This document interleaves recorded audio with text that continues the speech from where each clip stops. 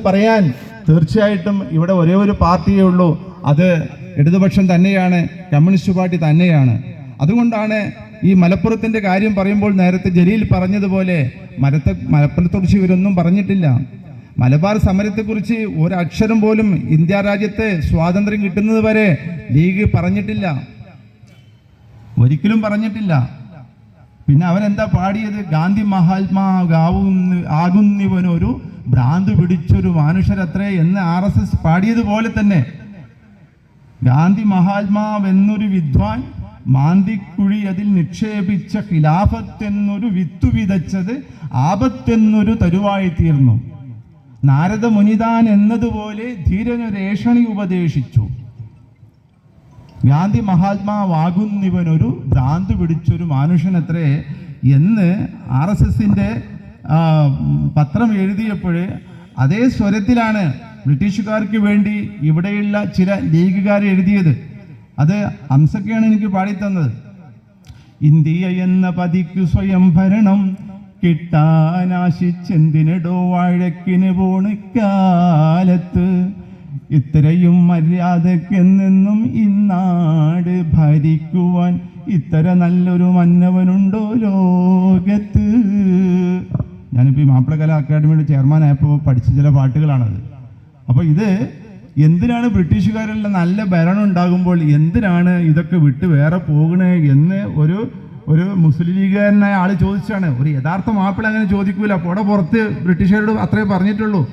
പക്ഷേ ഇതിൻ്റെ ആളുകൾ, ഒരു വിഭാഗം സാമ്രാജ്യത്വ മോഹികളുടെ കൂടെ നിൽക്കുന്ന ആളുകൾ എന്നും ഉണ്ടായിട്ടുണ്ട്, ഏത് സമുദായത്തിലും ഉണ്ടായിട്ടുണ്ട്.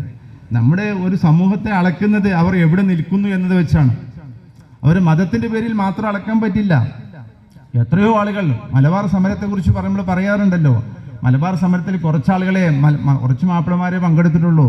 ബഹുഭൂരിപക്ഷം മാപ്പിളമാർ ഒന്നുകിൽ വെറുതെ ഇരിക്കുകയായിരുന്നു, അതല്ലെങ്കിൽ അവർ ജന്മിമാരുടെ ഒപ്പം അവരുടെ ആശ്രിതരായി നിലകൊള്ളുകയായിരുന്നു.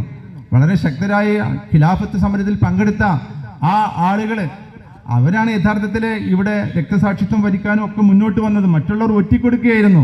പക്ഷെ ബ്രിട്ടീഷുകാർ വന്നപ്പോൾ മാപ്പിളമാരൊക്കെ കൊന്നു. അതെന്താ?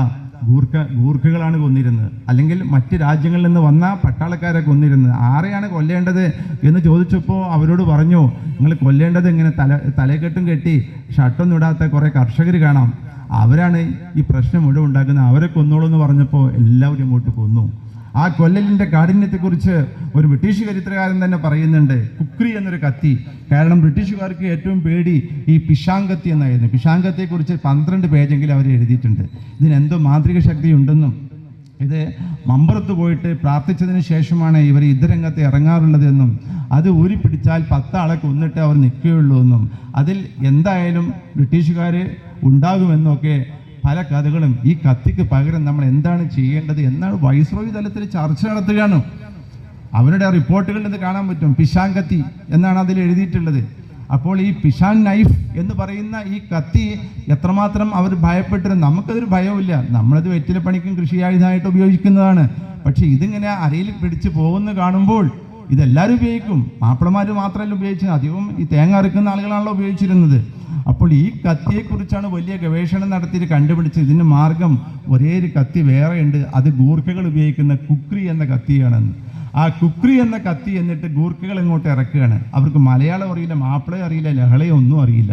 അപ്പോൾ ആരെ കൊല്ലേണ്ടത്? ഈ ഒരു വേഷിട്ട ആളുകളെ കൊന്നോളൂ എന്ന് പറഞ്ഞ് കാട്ടിലും മലയിലും ഒക്കെ ഒളിഞ്ഞിരിക്കുന്ന സ്ത്രീകളെയും കുട്ടികളെയൊക്കെ തുരുതുരാ കൊന്ന് ചാക്കിൽ കെട്ടിയിട്ട് ബ്രിട്ടീഷ് യജമാനന്മാരുടെ മുമ്പിലിട്ടിട്ട് എണ്ണം കൊടുക്കുകയായിരുന്നു അവർ ചെയ്തിരുന്നത്. അപ്പോൾ പലരും മരിച്ചു, മാപ്പിളമാർ ഒരുപാട് വധിക്കപ്പെട്ടു. അവരുടെയൊക്കെ ചോര, അവരുടെയൊക്കെ രക്തം പുരണ്ട, അവരുടെയൊക്കെ ശിരസിൽ നിന്നും ഇറ്റിറ്റ് വീണ രക്തത്തിൻ്റെ മണമുള്ള നാടാണ് യഥാർത്ഥത്തിൽ മലപ്പുറം. ഇതിനെ തകർക്കാൻ ആർക്കാ കഴിയുക? അത് സംരക്ഷിക്കേണ്ട ഉത്തരവാദിത്തമാണ് നമുക്കുണ്ടാവേണ്ടത്. അതാണ് ചരിത്രം എന്ന് പറയുന്നത്. ഈ ചരിത്രത്തെ ചവറ്റുകൊട്ടയിൽ എറിഞ്ഞ് താൽക്കാലികമായ ഇവരുടെ രാഷ്ട്രീയമായ ലാഭങ്ങൾക്ക് വേണ്ടി ഇവരെ ഇങ്ങനെയൊക്കെ ചെയ്യാൻ മുതിർന്നാൽ നിങ്ങൾ കത്തിവെക്കുന്നത്, അടിവേരറിക്കുന്നത് ഈ നാടിൻ്റെ പാരമ്പര്യത്തെയാണ് എന്ന് ജമാഅത്തെ ഇസ്ലാമിയോടും മുസ്ലിം ലീഗുകാരോടും RSSകാരോടും ശക്തമായി പറയാൻ നമ്മുടെ കമ്മ്യൂണിസ്റ്റുകാർക്ക് കഴിയൂ. അതുകൊണ്ട് ആ ഒരു ദൗത്യം നമ്മൾ ഏറ്റെടുക്കുന്നതിൻ്റെ ഭാഗമായിട്ടാണ് പാർട്ടി കോൺഗ്രസിൻ്റെ ഭാഗമായി ഇങ്ങനെയുള്ള ഒരു സെമിനാർ വിഷയം ഏറ്റെടുത്തത്. അപ്പോൾ അതുകൊണ്ട് ഈ ഒരു ദൗത്യം നമ്മൾ തുടരണമെന്നും ഇനി കൂടുതൽ പറയാൻ നാരായണ മാഷ് വരുമെന്നും വിചാരിച്ചുകൊണ്ട് ഞാൻ നിർത്തുന്നു. നന്ദി. ജയ് ഹിന്ദ്.